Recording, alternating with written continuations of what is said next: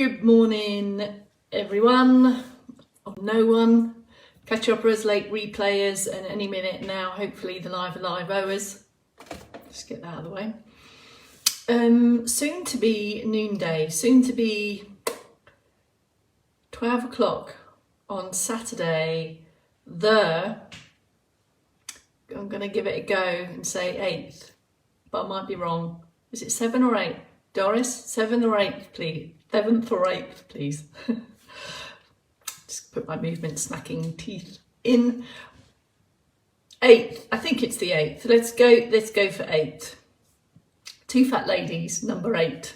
Anyway, crikey, it's amazing what you can make of a date stamp after 2 years of preambles. I say 2 years, that's because in my head, in that moment, I was just thinking about in March, it's 2 years, what we might want to do about that. And I've got a bit of an idea that literally sprung into my brain in that moment when I was thinking about the date. Doris, thank you, it is indeed 8. Doris, the date is 8. Anyway, and then my head thinks about the line in what's the film with Sandra Bullock when she's at the beauty pageant and he says, what's your ideal date? And someone says the 7th of May. What is that film? Sandra Bullock at the beauty pageant. Oh, someone tell me. Who's giving me a sad face? CK's in, Bolton's in, Doris is in, Sandra's in. Thanks for your waves, thanks for your hellos. It's Saturday noon, so that means it's active sitting, a movement snack. I've just been getting the menu together, getting all the ingredients ready. And it is going to continue the theme of this week's getting down and up from floor moves. But I've got a little incy-wincy bit of bonus content at the end that does involve standing up, so you might want to hang in for that, if I remember it, of course. So we're in active sitting. We've got loads of shoulder moves, extendable shoulder moves, and then we've got a lower limb set as well, extending and bending. Just to be clear, the shoulders and the knees and the hips and the elbows and the wrists, there isn't an infinite number of ways they can move. They only go in certain directions, but of course for each individual, the range of that directional capability is very, very variable. So have a look. CK, no, I'm sorry that there's no tea towel today, and twice this week I've summoned a tea towel and nothing's happened with it. Margaret made me laugh yesterday as well when at the end she just like, all right, I'll put the tea towel back then, shall I? And I just imagined in my head that her tone of voice, she's not here yet, but it made me laugh a lot. Morning, Carolyn.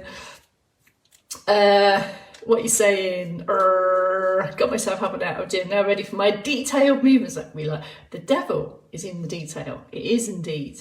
All right, Maddie, come on in. So we're in sit, everything's in sit, but certainly the upper limb moves can be done in stand. Feel free, take from it what you would like. If you see something and you think, oh, I'll have a stand, be happy to do that one, then carry on. Tiny bit of bonus content at the end.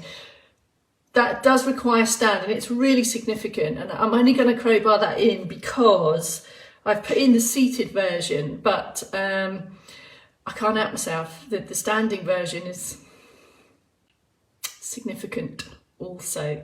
Did I see, crikey, there was someone else, and I was about to say hello, and it's gone. Miss Congeniality, who's telling me that? I can't see. I can see the bottom edge of the message that says Miss Congeniality. Sandra Bullock and Michael Caine in that film, very funny. Not usually my kind of film, but there are some very funny lines in that. And that's one of my favourites. What's your ideal date? 7th of May, not too warm, not too cold.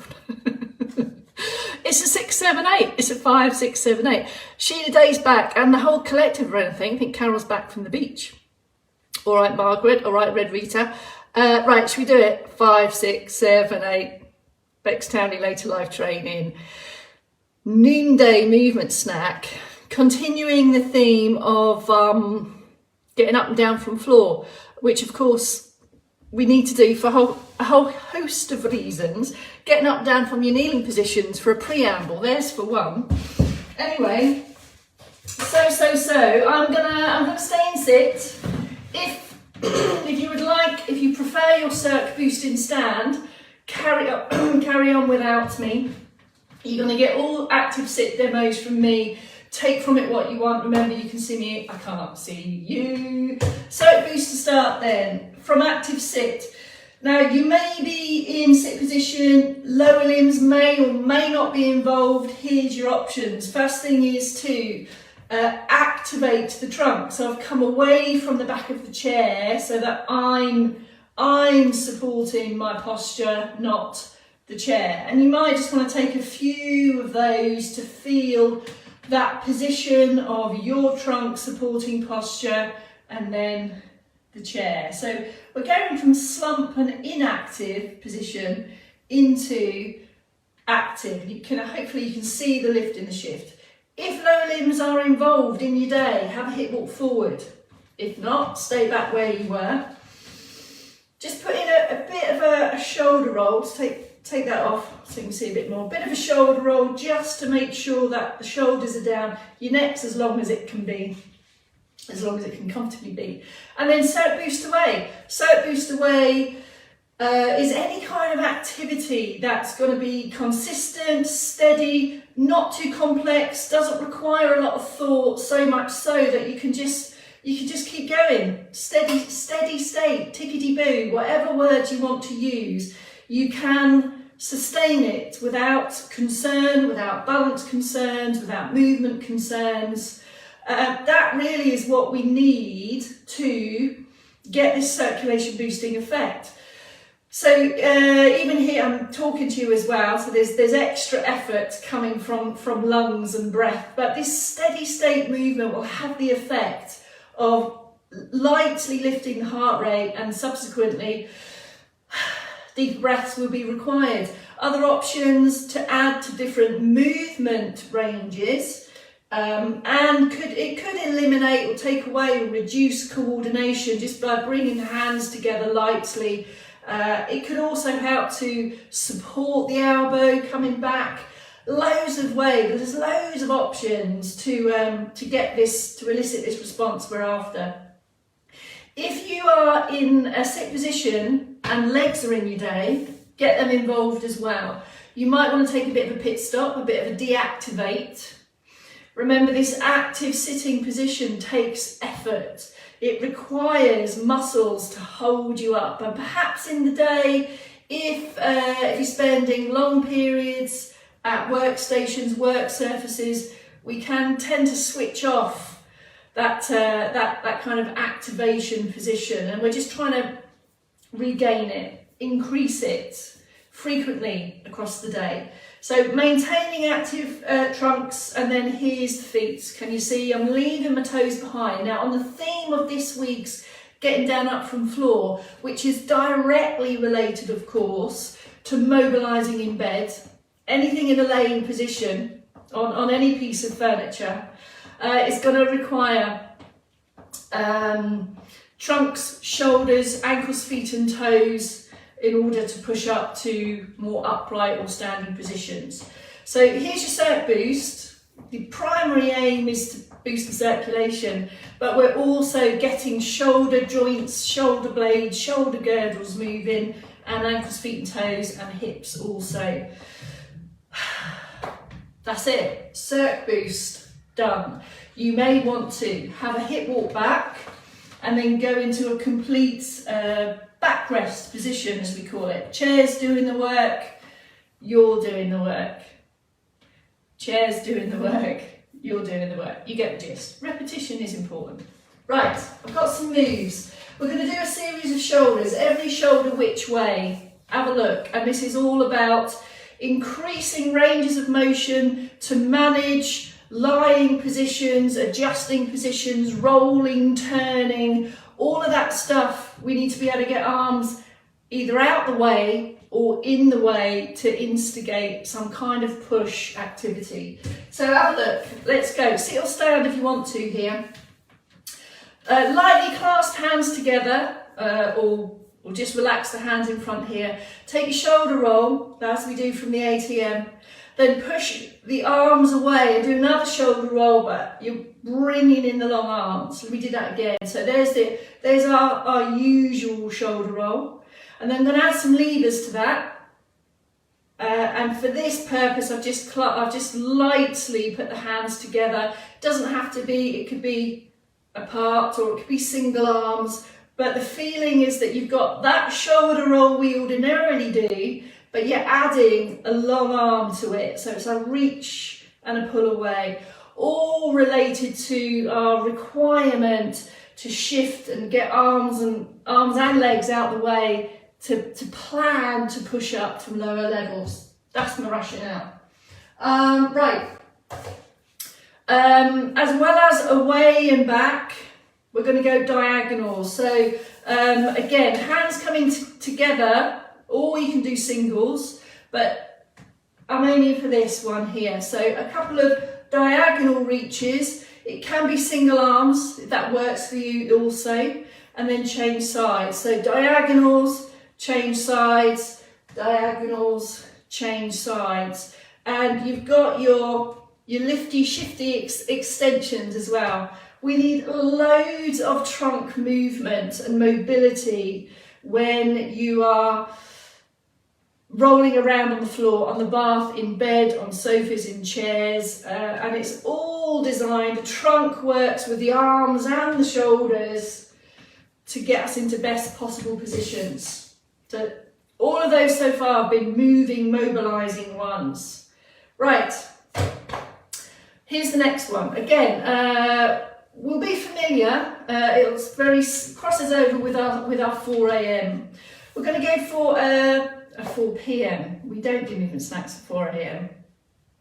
Well, I don't know. Some of you do when you're on catch up, I think. Right. So we're going to go for a reach, and then a drop down, and then a reach and a release. So you're reaching, bit of a Cossack lift there, and then just drop the hand or lower the fingertips down, and then back. Now in lying positions, side lying or back and front positions, you're going to need to get your arms out the way and manoeuvre. I talk about this in the 4 p.m. So the upward reaching doesn't only apply to sit or stand, it also applies to lying or side lying positions. I'm going to add something to that, bit of coordination here now, just before we do, just back of the hand slide, round the back, just rehearse a bit of that. So another movement for shoulders in order to adjust and get ready for rolling around on the floor or bed and sofas. And then I'm going to try and put them together. So I'm going to take an upward reach and a drop down at the same time as I go behind. There. So I'm going to reach and drop down there, and then take this back of the hand there, and then change again. So reach and drop down there. Let me just show you what's happening behind.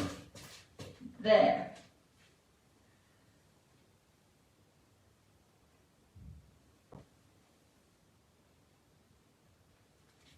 You see? Or you might want to keep it as separates. There. And you will probably find, only because this range of motion is more prevalent than this one, you might want to keep it as separates. Back of hand, creeping the back of your knuckles up towards the mid-back. There you go.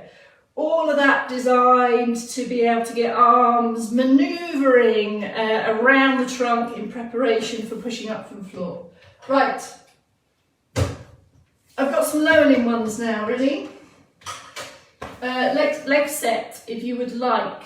If you don't want the leg set, go back round the ones I've just done, or pick some noonday moves that you've enjoyed from this week.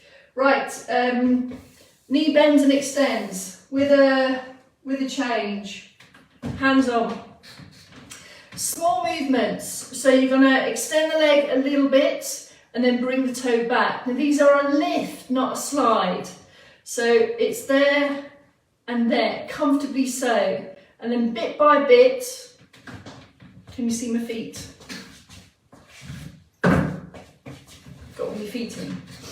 Bit by bit, longer away, and then just feel where you go. Depends what kind of chair you've got as well, obviously. If you've got a solid front of chair, then this is going to restrict. So there's the extended leg, there's the bend leg. And that can be as small or as big as you want it to be. There, there, there, there. Maybe one, maybe two, or string a few together. Straighten the leg and bend in the leg. Now the other thing, the other benefit of this one, if you have got space and if it's comfortable, is that we're getting extra toe hinges going on here. Can you see? And that toe hinge is critical as regards to pushing up to standing positions. Tomorrow I am going to go down and up from floor so we can piece all this together. But there's the toe action there. Extend and bend. Bendable knees are going to be really variable. I appreciate that greatly. So just pick a range of motion that's right for you. It might be here and just here. As small or as large as is comfortable for you. And not loads and loads, just a bit of cert boost, a few extenders and benders in your day. Periodically. Small but often. Right. So that's knees and toes, and now hips. Hips is a biggie if we're in kneeling position and we have to come up onto one knee. So we need some movable hips. So these are up and overs. And we're lifting from the hip, not pushing from the feet. We're doing the opposite to what we talk about in cert boost. So in cert boost, we talk about pushing the knees up from the feet. Here, I'm going to say lift up and down. Not high. We don't want knees up round by your ears, but we do want to control a bit of movement up and back. So again, a little bit of rhythm and lift and lower, as low as you like, but feet are flat on this one. This also does require a lot of activity from your trunk, so you might want to put in some extra support here, out and back, out and back. Okay. Next one. Now this is an interesting one. This is the one that I'm going to give you a standing option for as well. Have a look at this one, and it might be that you take a shoe off for it. We talk a lot about the toe hinges here. We talk a lot about picking up the heel and having toe movement, but when we are in a kneeling position, in the bath, on the floor, our feet need to also extend more than they ordinarily would. Now this can be quite a big limiter. Have a look at this one. Have a look. And the sliding move might help, but have a look and then decide. So I'm going to take my foot back as I've just described, but this time I'm going to tuck my toes under and then come back. So it's actually the top of my foot that I'm preparing there. So you're going to get the feeling of stretch across the top of the foot. In the same way, if that version is not comfortable or you're not ready for that, then the focus is here, pushing away. So extending the feet. That's the same action there. Extending the feet. So we're focusing on the extension. Now this is something that we don't ordinarily do quite a lot of, and if you start to feel the sensation of cramping, just ease off, take a big recovery, build it up again, smaller movement. The good thing about this example is that the floor can help. It's actually easier for the floor to do the work here. You can increase the time in that stretch position if comfortable. And if you imagine, I won't go diving onto the floor now. If you are in a kneeling position, this is the exact position that your feet need to be in. And if you're not comfortable for your feet to be extended that way, it's really going to shift and change how a kneeling position feels. So there's the back here. I'm going to reach for my shoes. and put them on, and move on to the next move. Just to reinforce, not all of these will be for all of you. Have a look, small ranges of motion, just 1 or 2, see how it goes, and then play with it over time. Here we go then. This is from yesterday. In sit position, high up on sit bones. Make sure you're not in a slump, and then find your bit of an angle through the trunk, and then your elbow weight shifters. So we've got an extra bit of load through the arms here, getting the trunk muscles working, down to elbow, up, and if you're comfortable, elbow, either touch the floor or hand flat to floor, and then come back. But can you see that my head stays lifted? There. So fingertip or flat of hand, rehearse. It's the same as picking up object movement, but we're finding that wrist extension position there and actually making contact with the floor. I'm going to go as a review, round back to the beginning. So we had an upper body section first, which was arms and shoulders. So we did. You said, trying to remember, because I can't read my writing without my glasses. Maybe a light clasp or hands. There's the shoulder roll. There's the long arm shoulder roll.